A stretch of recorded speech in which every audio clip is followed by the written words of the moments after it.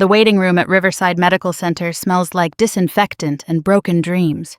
At least that's how it smells to me now, sitting here surrounded by actual pregnant women while my flat stomach mocks me under this oversized sweater. 6 months ago, I would have laughed at the woman I've become. 6 months ago, I still had Derek. To understand how a rational 28-year-old marketing executive ended up faking a pregnancy for 3 months, you first have to understand how I became the kind of person my own mother would cross the street to avoid. It started with something so small, so insignificant, that I almost missed it happening. Derek and I had been together for 4 years. We met at a mutual friend's wedding in Denver, one of those perfect moments where everything just clicked. He was finishing his residency in orthopedic surgery. I was climbing the ladder at a tech startup, and we built this beautiful life together in our downtown loft. Sunday brunches, hiking trips to Rocky Mountain National Park, dinner parties with friends who envied what we had. I thought we were solid. The changes were subtle at first. He started staying later at the hospital, which made sense. He was up for a promotion. His phone, which used to lay carelessly on counters and tables, suddenly never left his pocket. When I'd suggest weekend plans, he'd mumble about being tired or having to catch up on research. I told myself it was just a phase, that all relationships go through rough patches. Then came that Thursday in March. I'd left work early with a migraine and found him home, laptop open, video chatting with someone. The way he slammed it shut when he saw me, the flush creeping up his neck, I knew. My stomach dropped like I was on a roller coaster I hadn't bought a ticket for. "It's just a colleague from the conference in Seattle," he said, not meeting my eyes. "We're collaborating on a paper." I wanted to believe him. God, I wanted to believe him so badly that I actually convinced myself for about 2 weeks. But the late nights continued, the distance grew wider, and I could feel him slipping away like sand through my fingers. That's when the panic set in, real, chest-tightening, can't-breathe panic about losing the life I'd built. I need you to understand something. I wasn't always like this. I used to be the friend people came to for rational advice. I was the one who rolled her eyes at desperate women in romantic comedies who did crazy things to keep men who clearly didn't want them. But when it's your own life unraveling, when it's your future disappearing, rationality becomes a luxury you can't afford. The idea came to me after 3 glasses of wine on a particularly pathetic Friday night. Derek had canceled our dinner plans again, and I was scrolling through social media, torturing myself with everyone else's happy relationships. Then I saw it. Melissa from college announcing her pregnancy, her husband looking at her like she was the sun itself. The comments were full of congratulations, hearts, and observations about how pregnancy brings couples closer together. The thought arrived fully formed. Derek wanted to be a father. He'd mentioned it dozens of times, how he couldn't wait to teach his kids to ski, to coach Little League, to be the dad his own absent father never was. If I was pregnant, he'd have to stay. He'd have to work on us. I know how it sounds. Trust me, I know. But desperate people do desperate things, and I was drowning in desperation. The next morning, with a hangover and a plan, I started small. I bought a pregnancy test at a pharmacy across town where no one would recognize me. When Derek came home that night, I was waiting in the bathroom, holding the test I'd doctored with a pink marker. My hands shook as I showed it to him. The transformation was immediate. His face went through a symphony of emotions. Shock, confusion, then something I hadn't seen in months. Joy, pure, radiant joy. He pulled me into his arms, spinning me around our tiny bathroom, laughing and crying at the same time. "Are you sure? Are you absolutely sure?" he kept asking, studying the test like it was a winning lottery ticket. "I took 3, I lied, the words coming more easily than I expected. All positive. That night, he canceled his research meeting. He cooked dinner, my favorite pasta dish he hadn't made in months. He couldn't stop touching my stomach, even though there was nothing there yet. We stayed up until 3 a.m. talking about names, about converting the office into a nursery, about everything we'd need to do. For 2 weeks, I had my Derek back. He came home early, bringing me ginger tea for the morning sickness I had to fake. He downloaded pregnancy apps and read facts aloud over breakfast. "Did you know the baby is the size of a blueberry this week?" he'd say, his eyes bright with excitement. He even started turning down extra shifts to spend more time with me. But lies, especially big ones, require maintenance. I had to fake morning sickness, running to the bathroom with practiced urgency. I studied pregnancy websites like I was preparing for the bar exam, memorizing symptoms and milestones. I padded my bra and wore looser clothes. I even bought prenatal vitamins, choking them down even though they made me genuinely nauseous. The first real test came when Derek wanted to come to my first prenatal appointment. I'd hoped he'd be too busy, but he cleared his whole morning. The night before, I barely slept, trying to figure out how to handle it. Finally, I called him from the parking lot of a random medical building, crying. "They canceled," I sobbed into the phone. "Something about the doctor having a family emergency." "I'm so disappointed." "Hey, it's okay," he soothed. "We'll reschedule." "I'll make sure I can come to the next one." The lies multiplied like cancer cells. I had to create an entire fictional medical practice, complete with appointment cards I made on my computer. I'd leave for appointments and spend an hour at a coffee shop, then come back with stories about heartbeats and ultrasounds. I even bought a fake ultrasound image online, my hands trembling as I entered the credit card information. Derek framed that ultrasound, put it on his desk at the hospital. His colleagues congratulated him, invited us to dinner to celebrate. I sat through those dinners, accepting congratulations and advice, while my insides churned with anxiety and shame. But I couldn't stop. He was back, we were back, and that's all that mattered. By month 2, the stress was eating me alive. I lost weight instead of gaining it, which I had to explain away as severe morning sickness. I couldn't sleep, couldn't concentrate at work. My best friend Sarah noticed something was off, but I'd isolated myself, afraid she'd see through the charade. I told myself it was temporary, that I just needed to get pregnant for real and then everything would be fine. I tried. God, I tried. I tracked my ovulation like a detective on a case. I initiated intimacy every chance I got, telling Derek the pregnancy hormones were making me insatiable. But month after month, my real pregnancy tests came back negative, single lines mocking my desperation. The elaborate deception required constant vigilance. I had to remember every lie, every detail. When Derek's sister asked about my OBGYN, I had to quickly invent Dr. Patricia Morrison, complete with a backstory about how she'd been recommended by a coworker. When his mother wanted to throw me a baby shower, I had to fake tears, claiming I was too overwhelmed and wanted to wait. The worst part was seeing how happy it made him. Derek had never been more attentive, more present, more in love. He'd talk to my flat stomach every night, telling little Bean about his day. He painted the spare bedroom a soft yellow, assembling a crib with the focus of a surgeon. He was becoming the partner I'd always wanted, but it was all built on a foundation of lies. 3 months in, I was running out of excuses.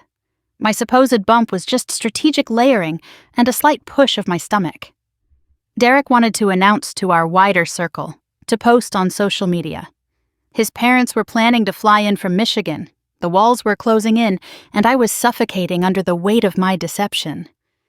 That's when Derek decided to plan the surprise. I came home from work on a Friday to find our apartment transformed.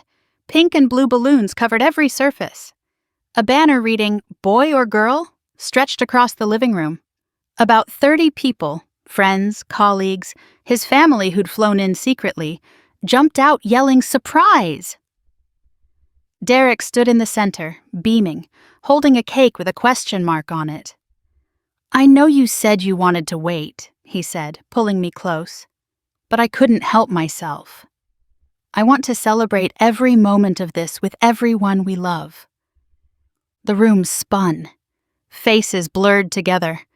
His mother tearful with joy, his colleagues from the hospital grinning, our friends holding up their phones to record the moment. My heart hammered so hard I was sure everyone could hear it. I don't, I stammered, backing away. I called Dr. Morrison's office, Derek continued, oblivious to my panic. They said you never scheduled the anatomy scan, so I did it for you. Monday morning we find out if it's a boy or girl. The room erupted in cheers. Someone handed me a glass of sparkling cider. Derek's mother pulled me into a hug, whispering about how she'd started knitting blankets already. His best friend made a toast about Derek becoming the father he'd always dreamed of being. I excused myself to the bathroom and threw up. Real vomit this time, not the fake retching I'd been performing for months. When I looked in the mirror, I didn't recognize the woman staring back. Hollow eyes, gaunt cheeks, the look of someone who'd gone too far to turn back. But I had to turn back. The anatomy scan was in 3 days. There was no fake ultrasound that could save me from a real appointment Derek had scheduled himself. I spent the weekend in agony. Derek was so excited he could barely sit still, constantly touching my stomach, making lists of names. His joy was like acid on my conscience. Sunday night, I knew I had to tell him. The alternative was showing up to an appointment where they'd find my empty uterus. I waited until we were in bed, lights off, his hand resting on my flat stomach. "Derek," I whispered into the darkness, "I need to tell you something." "What's wrong?" "Is the baby okay?" The immediate concern in his voice almost stopped me. "There is no baby." Silence. His hand froze on my stomach. "What do you mean? Did you lose it? Why didn't you tell me?" I sat up, turning on the light. I needed him to see my face, to understand the full weight of what I'd done. "I was never pregnant, Derek." I faked it, all of it. The progression of emotions across his face was like watching a building collapse in slow motion. Confusion, disbelief, then a dawning horror that made my chest cave in. "That's not—" "You wouldn't—" He scrambled out of bed, putting distance between us. "The test, the ultrasound? All fake. I bought the ultrasound online. I drew the lines on the test. The words tumbled out like a confession to a priest. I was losing you. You were pulling away, and I thought if I was pregnant, you'd stay. You'd love me again." "Love you again?" His voice cracked. "Naomi, I never stopped loving you. I was planning to propose. The ring is in my gym bag. I was working extra shifts to pay for it, studying for boards to get the promotion so we could afford a house before the baby came." The room tilted. All those late nights, the secretive phone calls. He'd been planning our future while I was destroying it. "I thought you were cheating," I whispered, my elaborate justification crumbling. "You were distant, always on your phone. Talking to jewelers, to real estate agents." He was pacing now, running his hands through his hair. "Jesus Christ, Naomi, do you understand what you've done? My parents flew in for this, my colleagues, our friends. They're all here celebrating a baby that doesn't exist." The full magnitude of tomorrow's humiliation hit us both. How would we explain to 30 people that there was no baby? That there had never been a baby? "We can tell them I miscarried," I said desperately. "No one has to know." The look he gave me was worse than anger. It was disgust mixed with pity. "You want me to lie to everyone I care about? To grieve a child that never existed? What happens at the next gathering when they ask how we're coping? When my mother wants to plant a tree in memory of her grandchild?" He was right. The lie would require more lies, an endless spiral of deception. But the truth was unthinkable. "Please," I begged, tears streaming down my face. "I'll get help. We can work through this." Derek sat on the edge of the bed, suddenly looking 10 years older. "Naomi, you lied to me every day for 3 months. You watched me paint the nursery, buy baby clothes, dream about teaching our child to walk. You let me believe I was going to be a father. How am I supposed to trust anything you say ever again?" He slept on the couch that night. The next morning, I woke to the sound of him on the phone, his voice low and broken. "Mom, I need to tell you something. The baby. There is no baby." Naomi lied. "No, I don't understand it either." By noon, everyone knew. His phone rang constantly, friends and family calling in shock, demanding explanations neither of us could adequately provide.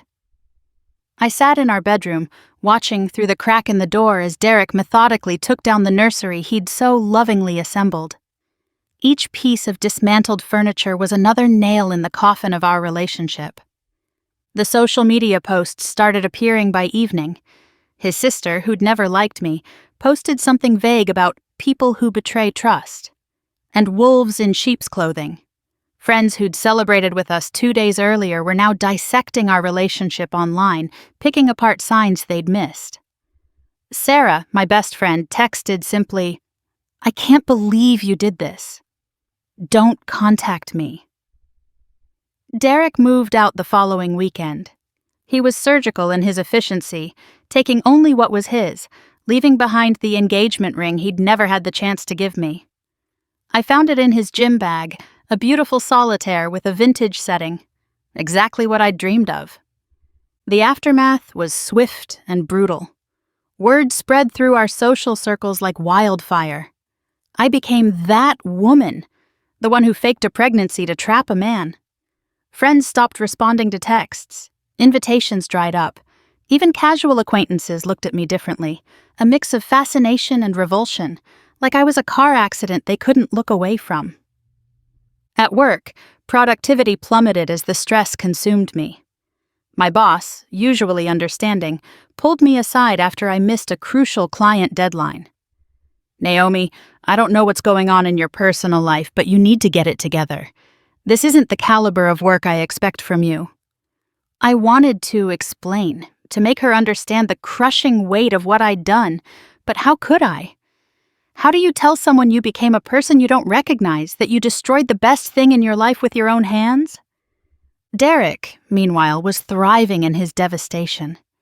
His colleagues rallied around him, the brilliant young doctor betrayed by his unstable girlfriend. He threw himself into work, earning the promotion that was supposed to support our fictional family. Through mutual friends, I heard he was doing well. Focused, they said. Relieved to have dodged a bullet. The worst part was the baby shower gifts. People had already started buying things: tiny onesies, silver spoons, hand-knitted blankets from Derek's grandmother. He returned what he could, donated the rest, each transaction another reminder of the phantom child I'd created. I started therapy, finally. Dr. Brennan didn't judge, at least not outwardly, as I unraveled the whole sordid tale. "What do you think you were really trying to save?" she asked during our third session. "My relationship," I answered automatically. But was it the relationship with Derek or the idea of the relationship? The life you'd built in your mind? The question haunted me. Had I ever really seen Derek for who he was? Or had I been in love with the security he represented? The future I'd mapped out? When he started pulling away, or when I thought he was, did I fight for him or for my vision of what we should be? 6 months later, here I sit in this waiting room, surrounded by women experiencing what I pretended to have. The woman next to me shifts uncomfortably, hand on her swollen belly. She catches my eye and smiles. "First one?" she asks kindly. "No," I reply, the truth bitter on my tongue. "Just to check up. I'm here for therapy, actually. Dr. Brennan's office is down the hall, but I arrived early and somehow found myself here, in the prenatal waiting room, torturing myself with could-have-beens." These women glow with anticipation while I wither with regret. My phone buzzes. It's my mother, checking in for the 1,000th time since the news broke. She and Dad have been supportive, but I see the disappointment in their eyes, The way they look at me like I'm a stranger wearing their daughter's face. "Someone else's child," Mom said once, thinking I couldn't hear. "I didn't raise her to be this person." She's right. They raised me to be honest, kind, rational. They raised me to respect others and myself. Somewhere along the way, I lost that person. I traded her for someone willing to build a castle on quicksand, surprised when it all came crashing down. Through the waiting room window, I spot a familiar figure in the parking lot. Derek, helping a pregnant woman out of his car. She's beautiful in that effortless way, laughing at something he says. He places a protective hand on her back, guiding her toward the building. The same gesture he would have done for me if I'd been carrying his actual child instead of elaborate lies. They pass by the window, and for a brief moment, our eyes meet through the glass. He stops, his face cycling through emotions, surprise, pain, something that might be pity. The woman notices, following his gaze to me. She whispers something and he shakes his head, gently steering her toward the entrance. I should leave before they come in, spare us all the awkwardness. But I'm frozen, watching the life I threw away walk past me.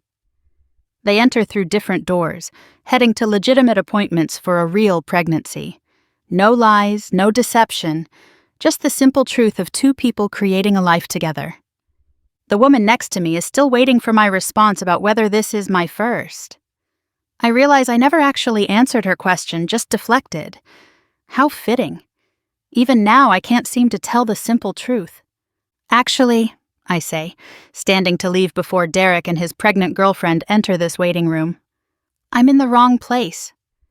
She nods sympathetically, probably thinking I'm lost in this maze of medical offices. She has no idea how right she is. I've been in the wrong place for months, living in a delusion of my own making. I pass Derek and the woman in the hallway. Up close, I can see her bump is real, the way her hand rests on it protectively, the genuine glow that no amount of acting could replicate. Derek wears a wedding band I've never seen before, 6 months, and he's married with a baby on the way.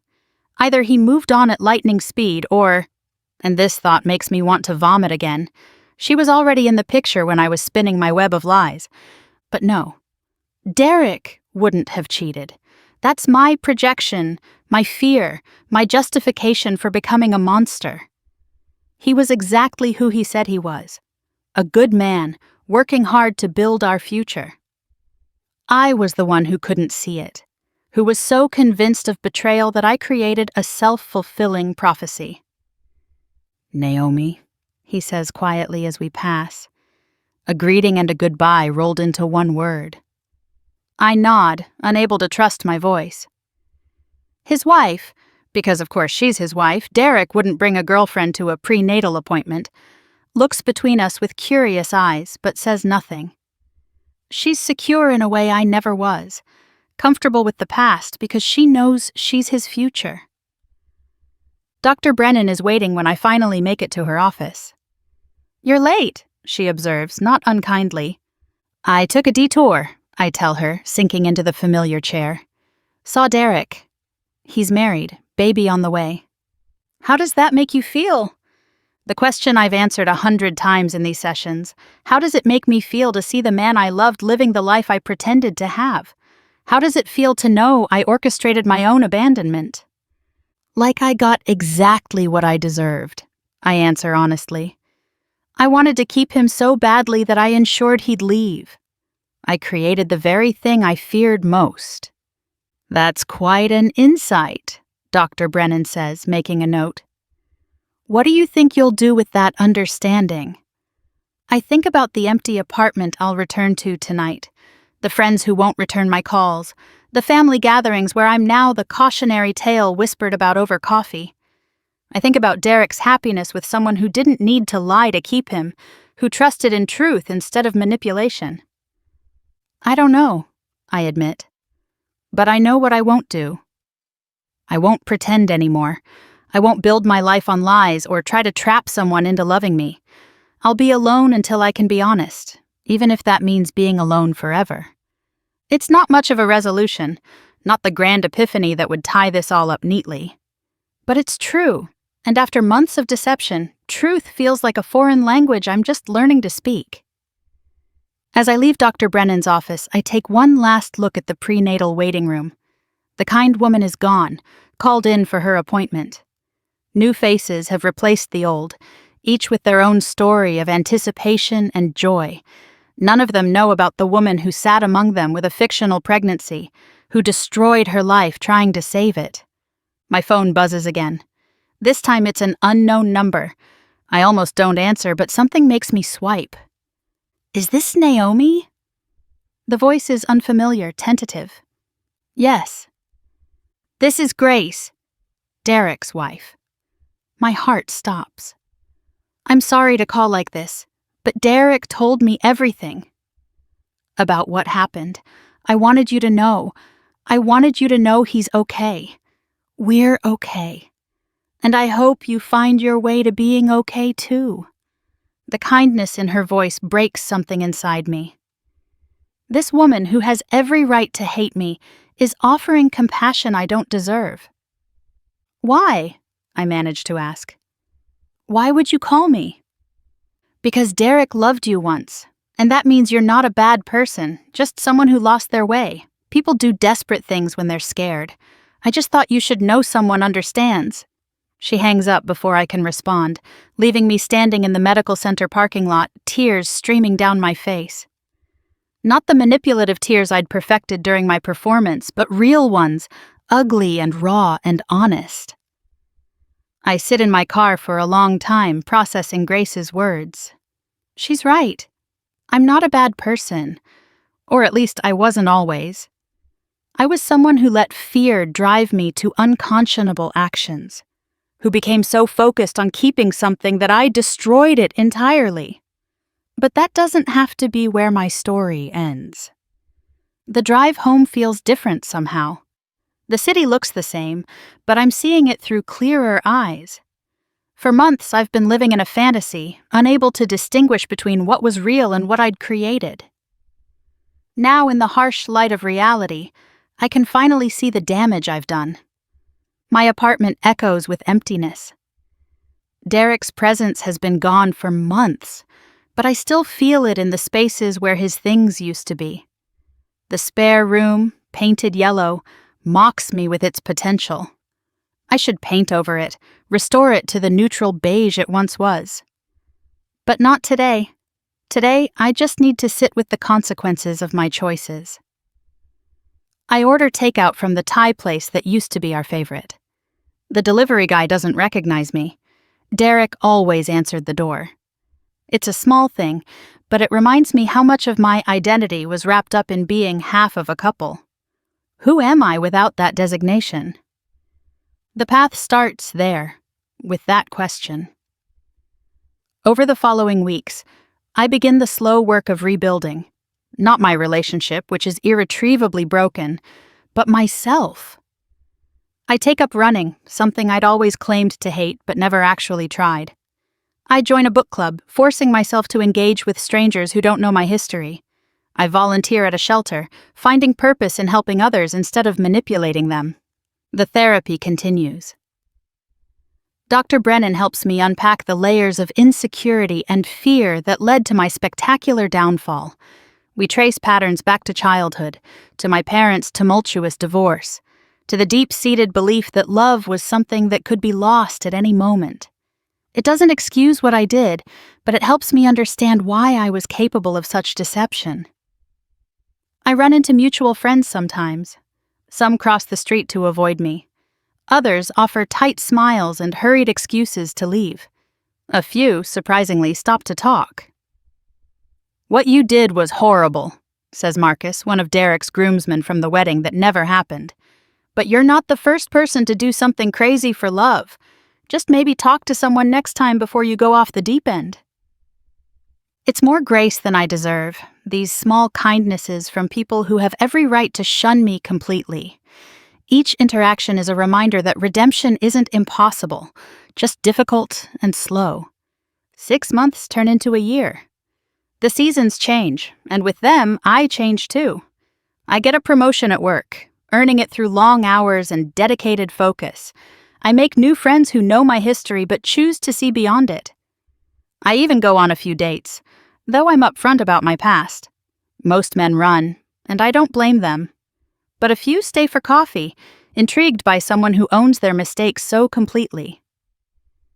I learned that Derek and Grace had their baby, a girl named Emma. I see the announcement on social media through a mutual friend's page. He looks radiant holding this tiny person, becoming the father he always dreamed of being. It hurts, but not in the sharp, desperate way it once did. Now it's a dull ache, a reminder of what could have been if I'd chosen trust over deception. Sometimes, late at night, I think about the woman I was in those 3 months of madness. How fear transformed me into someone unrecognizable. How I convinced myself that lies could somehow create truth. How I nearly destroyed not just my relationship, but my entire sense of self. But mostly I think about the woman I'm becoming. She's flawed, scarred by her choices, but honest in a way the old me never was. She doesn't need someone else to complete her because she's learning to be complete on her own. She understands that love isn't something you trap or trick someone into. It's something freely given and received. The yellow room remains unpainted, not as a shrine to my deception, but as a reminder. Every time I pass it, I remember the cost of lies, the price of trying to control what cannot be controlled. Someday, I'll paint it. Maybe when I'm ready to truly move forward, when the lessons have sunk so deep they're part of my bones. For now, I sit with my truth. I am Naomi, 29 years old, marketing executive, runner, volunteer, friend. I am the woman who faked a pregnancy and lost everything. I am the woman who survived her own worst choices. I am learning, slowly, to be someone worth trusting again, starting with trusting myself. The waiting room at Riverside Medical Center still smells like disinfectant, but now I know it doesn't smell like broken dreams. That was just me, projecting my own brokenness onto everything around me. The dreams aren't broken, they're just different now, smaller maybe, more realistic, but mine, built on truth instead of lies. And that, I'm learning, makes all the difference.